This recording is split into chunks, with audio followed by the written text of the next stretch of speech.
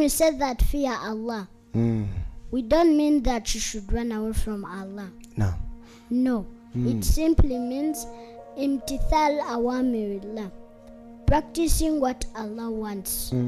Wajtinab nawahi, and don't do what Allah has refused you. That is what taqwa is. My point today is, try to imagine you are looking at this ant in a transparent glass. You can see its every move. That is how exactly Allah sees us. Allah sees every single thing we do. Allah doesn't doze, Allah doesn't sleep. Allah is watching. Definitely. So if Allah is watching your every move, then why don't you feel shy and annoying Him? Even those things you do secretly, Allah will show them to you on the day of judgment. Therefore, worship Allah like as if He is in front of you. Be mindful of Allah. Allah will protect you. Definitely. All right. Thank you very much for your submissions. They have been quite wonderful. But I want to ask you a question. So, after all you've said, we should be mindful of Allah. Allah is going to protect us. So, I am a Muslim, and sometimes I find myself sinning.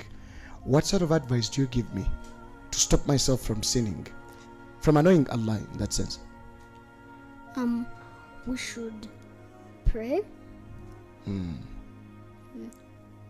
We should worship Allah. On that I agree with you, because Allah says in the Quran, Inna salata tanha anil fahsha'i wal munkar. Indeed, salah refrains somebody from doing wrong and sinning. That one I agree with you. We should pray. So let me take you back behind. You said Allah does not sleep, nor does He doze. So can we say that these are the attributes, these are some of the attributes and uniqueness of Allah subhanahu wa ta'ala? No. All right. Thank you very much for your submission. What is your name? Raihana. Where do you study from? I study from Zainab Junior School, Maz campus. Okay.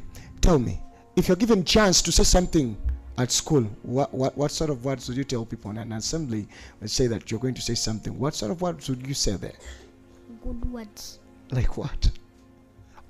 Assume you're given a minute to say something. What sort of things would you say? I mean, try to give me the words you would say. I would say that, children, let's obey the teacher.